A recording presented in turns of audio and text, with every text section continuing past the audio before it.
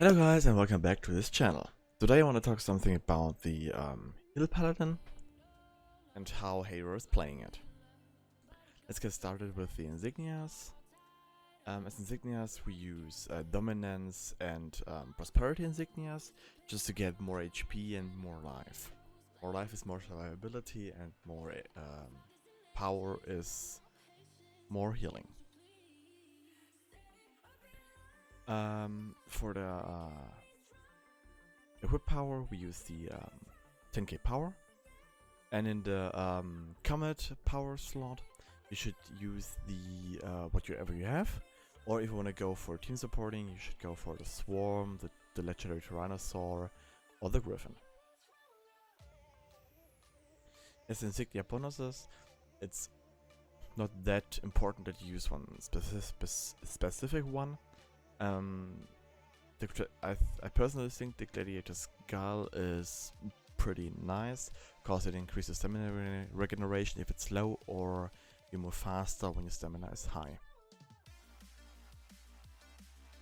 In the companion, you should use the Polabia Cap just for the power and the critical strike bonus who it's a gift to its owner. Then the 15 bonding runestones and the companion gear to get as much critical strike and critical avoidance as possible. And here for the defense you need to get a cap. In the offense slots you should use the enhanced runestones for power, and in defense slots some runestones who fits your gear that you get your cap stats. Here in the companion enhancements slot you should use the armor break to get more damage, or you should use, let me look for it,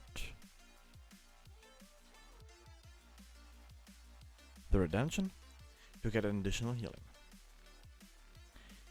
In the power slots you can use the outgoing healing. I would recommend 3 to 5 rounds of this to increase the outgoing healing. You can take the hit points or power too. Power is for increasing the healing, and hit points to increase the survivability. And the boons, there are the normal healer boons. Tier 1 to tier 4, like every time the power and the life, with the movement speed and the companion influence. In these two rows here, to get into your cap stats, to adjust the stats.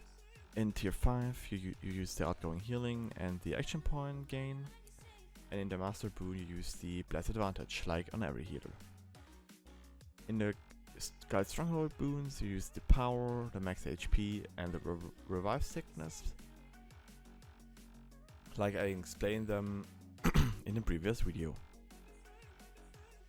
As power, you use the Valorous Strike and the Radiant Slam. Normally you use the Valorous Strike. This is the most usage at willpower. As the encounter you use the Sacred Weapon to regenerate your divinity and decrease the damage you take by 10%. That's in combination with this boon here, this feat. The Divine Touch is your primary heal spell and your only heal spell. And the Circle of Divinity is to increase the healing you do in the circle and to increase the divinity regeneration in it. As dailies you take the Lay on Hands just as an oh shit button.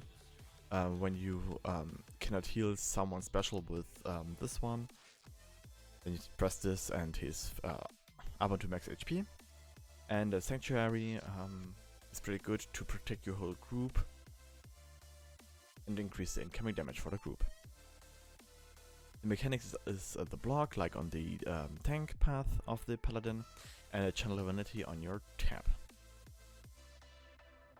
On the class features you use the Aura of Restoration just to increase the incoming healing for everyone around you, and the Guarded Prayers when you regenerate Divinity with your tab, you already procs incoming damage from in front of you with your block bar.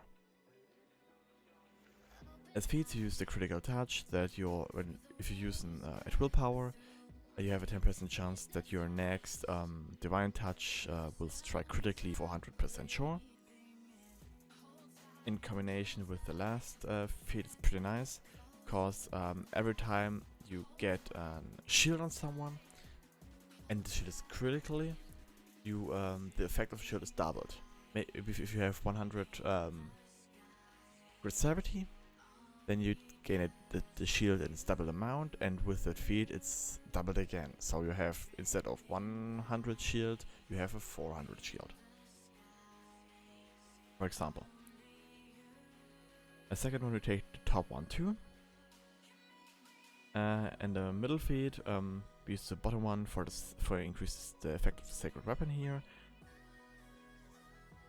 And on the fourth one, top, we try to improve our daily, what you use it most. And let's go to the character and ability scores. We use dexterity and wisdom just to increase the outgoing healing and the critical severity. And of course the movement speed is pretty nice as well. At the stats, you should look that you're capped at defense with 80k. And the crit avoidance should be at 95k on a Paladin and a Cleric. Just cause when your divinity decreases, your crit avoidance decreases too for at maximum 10k. So here you're missing a little bit of crit avoidance. And the power you should have as much as possible. I would recommend 140 to 160 and 25% more critical strike than power to get a 50% crit chance. As life, you should have 350 to 400k as a healer, just to survive anything in this new dungeon TOMM. As equipment, from head to bottom, you use the modification for 880 power. In the head and the feet slot, you should use something who fits your stats and give you as much as power and hit points that it can. In the arms, you can use this one for get more power. More power is more healing, and the arms give you more power too. In the weapons, you use the Valeria Strike modification, just as the free at will you use it most. And the shield hand, you use the power and crit severity to increase your healing. The offensive and defensive slots are every time the radiant enchantment, just to get as much power as you can. In the weapon enchantment slot, you use the Warple enchantment, just as the only really good healer weapon enchantment. And on the armor enhancement slot, you can use the Ilven battle enchantment when you're already playing the Paladin as a tank. It's a low cost thing to use it there too. And otherwise, I would recommend the Bark Shield. Just it's one of the best and armor enchantments in the game. At the neck, waist and artifact set, you use the Zephyr Flower set. Just for the to buff the DPS with the combat advantage and to gain immunity to control effects when you use daily power. Additionally, you get much wisdom and constitution for more HP and more outgoing healing, and as much as HP as possible. At modification slot on the neck, waist and rings, you should use the stamina regeneration, just it's the only one who is worth to use as a healer. And in the rings you use the critical strike, just to get as much critical strike as you can. In the t-shirt and the trousers you use someone who fits your stats. But you also should look at the equipment power. With when you here hit its critical strike, you have a 10% chance to reduce your encounter power cooldowns by 1 second, which is useful for your sacred weapon and the Circle of Divinity. And in trousers you have the bonus that your critical strike, and you have a 10% chance to get 25 action points.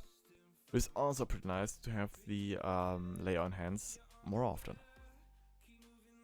And the other secondary artifacts, you should use the Trobriand's Ring and the Halaster's Blast Scepter to get more power, more max HP and critical strike, and power defense and critical avoidance as you can. A primary artifact, most of the healed Palas should use the Forge Armor of Gaunt. Just in TOMM, sometimes it could be that your team, because of a mistake or miscommunication, that you're alone at the healer split and so you can survive it. Or sometimes the heal Paladin should go into a fireball. With the artifacts, he should survive it. But it depends on team. If your teams don't need one with Forge Armor, you can also use something like the Halaster's Blast Scepter as a primary artifact. So, and that's also it for today with the Heal Paladin guide. If you liked the video, hit the like button, and if you don't want to miss our future videos, hit the subscribe button too. If you have any requests for further videos, you can leave it in the comment section below. Yeah, and that's for today. I wish you a good day and till the next time. Bye bye.